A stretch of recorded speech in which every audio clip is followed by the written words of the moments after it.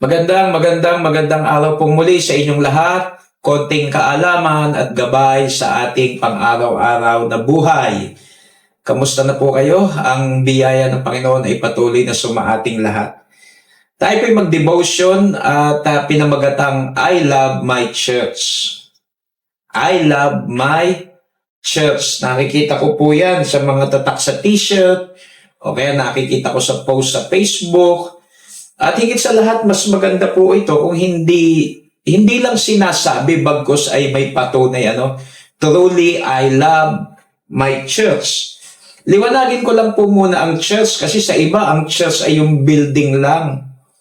Sa atin pong mga mananampalataya, ang tunay na church mula sa Greek word na ecclesia o ekkaleo, tumutukoy po iyan sa mga tao na hinango ng Diyos sa kadiliman tungo sa kaliwanagan.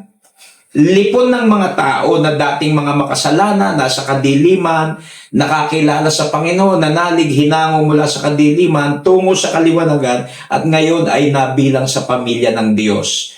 So sa atin, ang tunay na kahulugan ng Diyos ay yung lipon ng mga mananampalataya.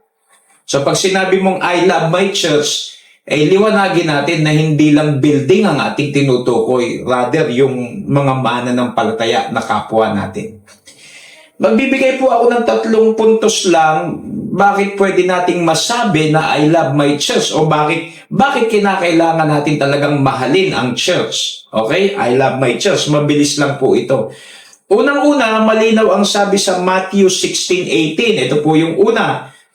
Sabi ng second paragraph sa Matthew 16:18, and I will build my church, sabi ng Panginoong Jesus, and the gates of hell shall not prevail against it. Kaya dapat nating mahalin ang church kasi ang may-ari ay ang Panginoong Jesus. I will build my church. Siya ang may-ari, siya ang nagbibuild, siya nagpoprotekta, and the gates of hell shall not prevail against it. So kaya dapat talaga nating mahalin. Talagang dapat maging totoo sa ating buhay, may patunay. I love my church. Binigay ng Panginoong Hesus ang buhay niya para sa church. So yun po ang una. Jesus is the owner and the builder. And He is also the protector. Number 2, sabi sa book of Acts 2:47, and the Lord added to the church daily such as should be saved. Kaya pwede nating sabihin na I love my church kasi ang Panginoong Jesus ang nagliligtas at nagdadagdag ng bawat kaluluwa sa iglesia. Kaya kung saan man kayo inilagay ng Diyos ngayon, nasa Grace Chapel kayo, ala naman pumilit sa inyo ang Diyos ang naglagay sa inyo. Siya po ang nagdadagdag ng mga kaluluwang naliligtas dinaragdag sa iglesia. Malinaw po yan sa Acts 2:47. Hindi tao ang tagapagligtas, hindi mo pwedeng pilitin ang isang tao na maging miyembro, rather, ang Panginoon ang naglalagay, dinaragdag ng mga kaluluwang naliligtas once na sila'y nagsisampalataya. So kaya, dapat talaga nating sabihin at isabuhay, I love my church. Pangatlo, last, kaya sasabihin natin, I love my church, you are part of the body of Christ. Dahil nung naligtas ka na, dinagdag ka na ng Panginoon, isa ka na doon sa tinawag mula sa kadiliman tungo sa kaliwanagan, ngayon bahagi ka na ng church, meron kang dapat gawin bilang member of the body of Christ.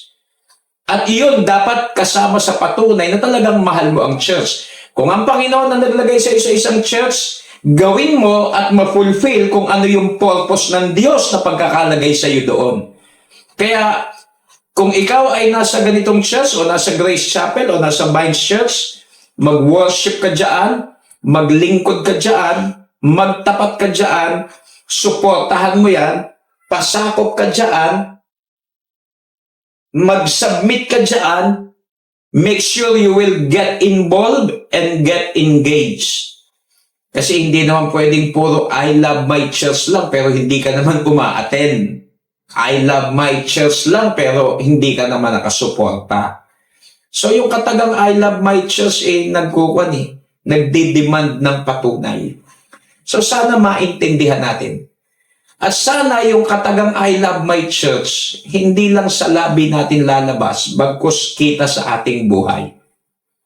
I really love my church. Ito po ang inyong lingkod, ang Peking Kano.